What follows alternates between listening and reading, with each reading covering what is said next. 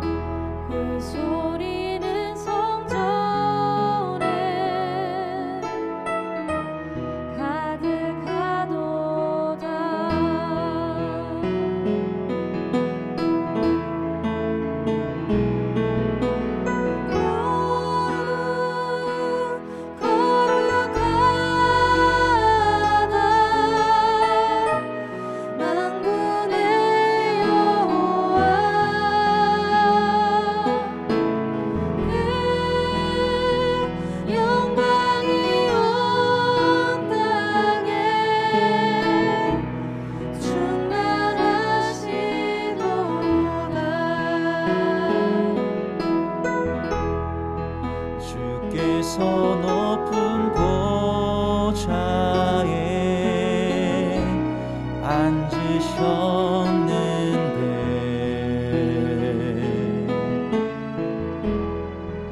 그 옷자락은 성전에 가득하도다.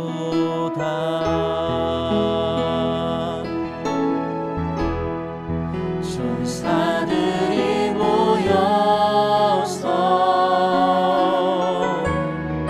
서로 장하하여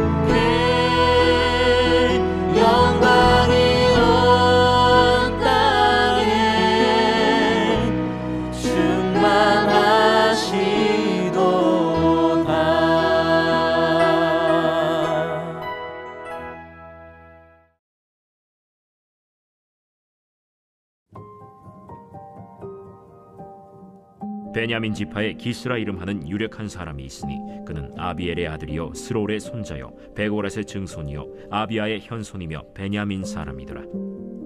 기스에게 아들이 있으니 그의 이름은 사울이요 준수한 소년이라. 이스라엘 자손 중에 그보다 더 준수한 자가 없고 키는 모든 백성보다 어깨 위만큼 더 컸더라. 사울의 아버지 기스가 암나기들을 잃고 그의 아들 사울에게 이르되 너는 일어나 한 사활을 데리고 가서 암나귀들을 찾으라. 그가 에브라임 산지와 살리사 땅으로 두루 다녀보았으나 찾지 못하고 사알림 땅으로 두루 다녀보았으나 그곳에는 없었고 베냐민 사람의 땅으로 두루 다녀보았으나 찾지 못하니라. 그들이 숲 땅에 이른데 사울이 함께 가던 사환에게 이르되 돌아가자. 내 아버지께서 암나귀 생각은 고사하고 우리를 위하여 걱정하실까 두려워하노라. 보소서, 이 성읍에 하나님의 사람이 있는데 존경을 받는 사람이라. 그가 말한 것은 반드시 다 응하나니 그리로 가사이다. 그가 혹 우리가 갈 길을 가르쳐줄까 하나이다 하는지라. 사울이 그의 사환에게 이르되 우리가 가면 그 사람에게 무엇을 드리겠느냐? 우리 주머니에 먹을 것이다 하였으니 하나님의 사람에게 드릴 예물이 없도다. 무엇이 있느냐? 보소서, 내 손에 은 한 세겔의 4분의 1이 있으니 하나님의 사람에게 드려 우리 길을 가르쳐달라 하겠나이다. 옛적 이스라엘의 사람이 하나님께 가서 물으려 하면 말하기를 선견자에게로 가자 하였으니 지금 선지자라 하는 자를 옛적에는 선견자라 일컬었더라. 사울이 그의 사환에게 이르되 내 말이 옳다. 가자. 그들이 하나님의 사람이 있는 성읍으로 가니라. 그들이 성읍을 향한 비탈길로 올라가다가 물 기르러 나오는 소녀들을 만나 그들에게 묻되 선견자가 여기 있느냐? 있나이다.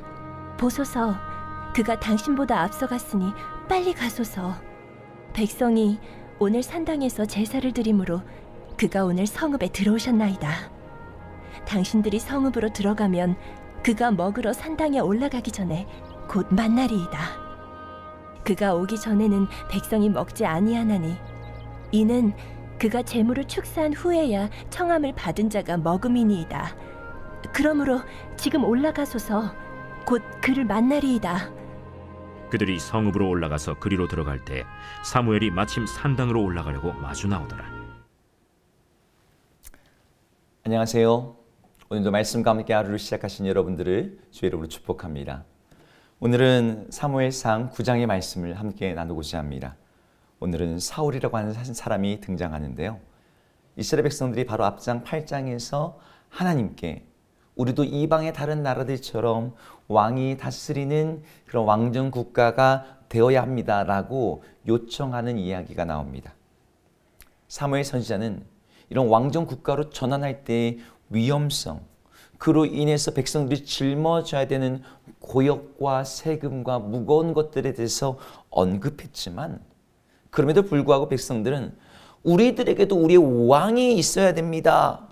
우리를 다스리며 자기들 앞에 나가서 싸워야 될 그런 왕이 필요합니다라고 그 주장을 굽히지 않았지요. 하나님은 이스라엘 백성들의 요청에 응답하셔서 왕을 세우라고 말씀하십니다. 이제 중요한 문제는 그러면 누가 이스라엘의 왕이 될 것인가? 이게 이제 중요한 문제로 떠오르게 되었어요. 이런 질문 가운데 오늘 한 사람 사울의 이야기가 시작이 돼요. 사울의 집안은 베냐민 지파의 유력한 가문이었다라고 소개되고 있습니다. 외모도 준수하였는데 이스라엘 자손 중에 그보다 준수한 자가 없었다라고 말할 정도로 오늘 사무엘상 9장 2절에서 사무엘의 외모의 어떤 조건을 아주 극찬하고 있어요. 그냥 보기만 해도 신뢰감이 가는 사람, 호감을 가진 사람, 사람들이 끄는 매력이 있는 그러한 사람인 거죠. 게다가 키도 보통 백성들의 평균보다 어깨 위에 머리가 있었다. 그러니까 보통 한 30cm씩은 더 큰 거예요. 요즘 들어오면 170이 평균이라면 그 사람은 한 190, 202m 정도 되는 우리 사울의 체격이 아주 크고 월등한 사람이었던 것이죠. 이렇게 체격으로 우위에 있다는 것은 백성들이 요구했던 그 싸움을 잘하면서 앞에 나갈 사람, 싸움을 잘할 수 있는 그러한 사람이었다는 거죠. 그 스포츠 업계에 이런 표현들이 있어요. 격투기나 겨루기, 이런 운동 이렇게 하는 유도, 뭐 태권도 이런 거 있잖아요. 복싱. 이런 건 소위 체급이 힘을 좌우합니다. 몸무게와 신장이 다르면 경쟁이 안 된다는 뜻이에요. 라이트급 세계 챔피언도 헤비급 일반 선수에게 질 수밖에 없어요. 체급이 갖는 힘이 있거든요. 사울은 그런 면에서 아주 탁월한 사람이었던 것이죠. 이런 화려한 외모와 외부의 신체적 조건, 그리고 가문까지도 사울은 뭐 하나 손색이 없는 사람이었습니다. 누구에게도 뒤지지 않아 보였어요. 근데 바로 여기서부터 사울에 대한 어떤 부정적인 그런 뉘앙스가 성경에 암시되어 있습니다. 왜 그러냐 하면 성경에는 하나님의 백성들 가운데 키가 크다라고 표현하는 사람이 사울 외에는 없습니다. 그러니까 이방인들에 대해서 우리 흔히 말하는 골리앗 같은 사람들 있지 않습니까? 거인족. 그런 사람들에서 키가 크다라는 묘사는 있지만 하나님의 백성들, 이스라엘 백성들 가운데 키가 크다라고 언급되는 사람들이 없어요. 그러니까 사울은 이스라엘 백성들이 다른 나라들처럼 왕이 다스리는 나라를 원했을 때 그 이방인들이 왕을 세우는 그 조건에 적합해 보이는 사람이었던 거죠. 그러니까 하나님께서 그런 사울을 딱 주시면서 그래, 너네가 원하는 그런 왕이 여기 있다 라고 지금 사울을 딱 내놓으시는 거예요. 세상적인 스펙이 되는 왕, 세상 나라처럼 싸움을 잘하고 폭력적이고 강하고 전쟁에서 이기는 신체적 조건이 탁월한 그런 왕, 그런 왕이 여기 있다는 거죠. 하지만 하나님께서 원하시는 왕은 어떤 왕이실까요? 하나님이 원하시는 왕은 그런 왕이 아닙니다. 마음이 겸손하고 온유하고 하나님을 경외하며 그 마음의 중심에 오직 함께 믿음으로 행하는 자들이 하나님이 원하시는 사람이신데 이스라엘 백성들은 그런 사람들은 눈에 차지 않았어요. 외모의 조건, 신체적인 것, 다른 나라들과 똑같이 그렇게 우러러 볼 수 있는 그런 왕을 원했던 것이죠. 이런 사울이 등장하면서 오늘 사울의 본격적인 이야기가 나오는데 사울의 아버지 기스가 나귀를 잃어버렸대요. 사울은 그 나귀를 찾으러 나섭니다. 이 암나귀를 잃어버려서 에브라임 산지, 살리사 땅, 사알림 땅, 베냐민 사람의 땅을 두루두루 찾아다녔는데 결국은 찾지를 못해요. 근데 이 이야기 역시 복선을 담고 있습니다. 이스라엘 백성들을 다스릴 왕은 하나님이 대신해서 그들의 목자가 되어줘야 돼요. 성경에 나오는 많은 하나님의 사람들의 어떤 그 신분, 그들의 직업은 목자였거든요. 아브라함도 그랬고, 이삭도 그랬고, 야곱도 그랬고, 모세도 그랬습니다. 그들은 모두, 그리고 이제 이후에 등장하는 다윗까지도 굉장히 충성되고 신실하고 훌륭한 목자로 표현이 돼요. 근데 사울은 잃어버린 가축, 몸집이 큰 나귀 같은 짐승도 찾지 못하는 무능한 목자, 그렇게 묘사되고 있는 것이죠. 이스라엘의 목자, 이스라엘의 왕이 되기에 그가 자격 미달이라는 것을 암시하고 있어요. 본문에 찾지 못했다는 표현이 4절에 언어로 3번이나 언급이 됩니다. 나귀들을 찾지 못하는 그런 목자, 돌보지 못하는 목자. 이런 상황에서 이 사울과 함께 나귀를 찾아 나섰던 사환이 마지막 방법으로 그 지역에 사는 선견자, 선지자에게 찾아가서 물어보자고 말해요.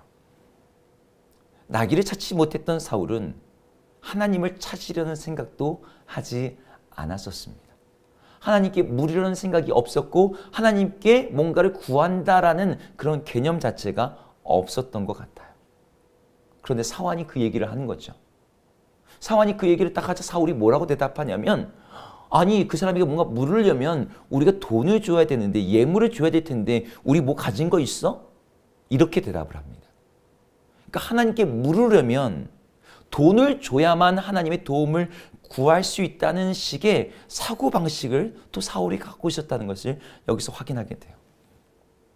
제가 지금 뭘 말하려고 하는지 여러분 그 핵심을 지금 보고 계실 겁니다. 백성들이 원했던 왕의 모습을 사울은 가지고 있었을지 모릅니다. 그의 외면과 그의 신체적인 조건과 그의 어떤 배경은 뛰어났을 거예요. 그런데 하나님께서 중요하게 여기시는 부분에서는 다 모자라는 거예요. 하나님을 찾고자 하는 마음도 없고 목자에서 심정도 없고 하나님을 향한 바른 지식도 없는 그에 대한 이야기가 오늘 시작에서부터 출발하고 있습니다. 하지만 이스라엘 백성들은 하나님이 원하신 조건은 별로 생각하지 않았을 겁니다.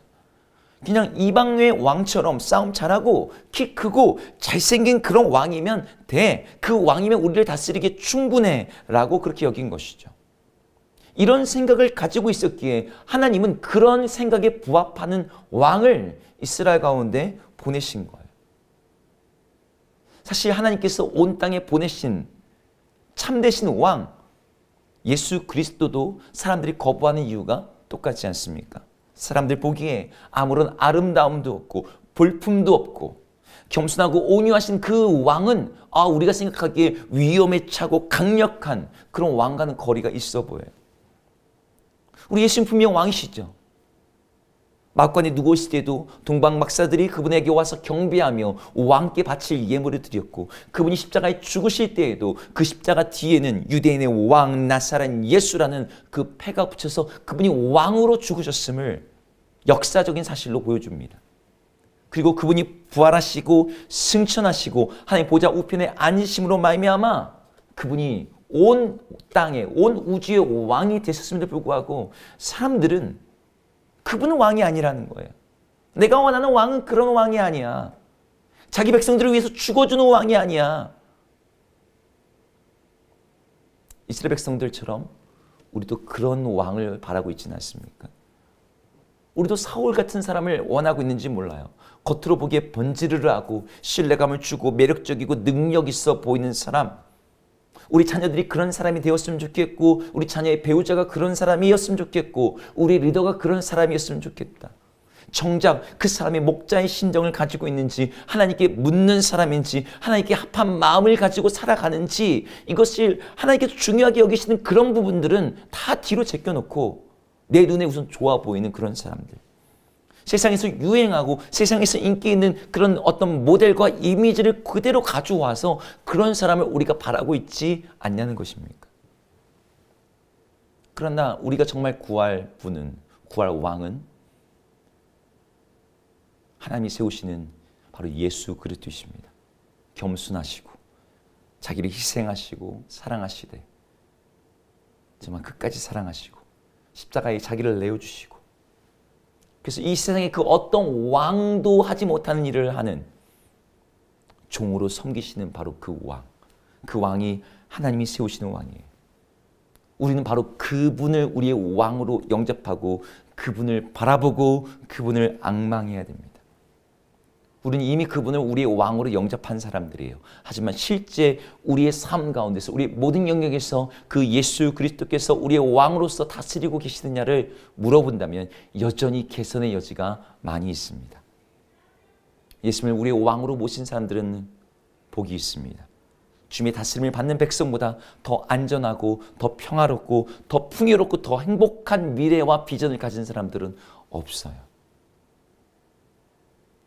사울을 원했던 이스라엘 백성들처럼 세상의 왕을 바라는 것이 아니라 우리 하나님이 세우시는 왕, 그래서 세상의 어떤 다른 왕, 다른 우상들과도 비교할 수 없는 그분을 우리의 왕으로 영접하여 그분의 다스림 안에서 참된 복을 누리시는 우리 모든 성도님 되기를 주의 이름으로 축복합니다.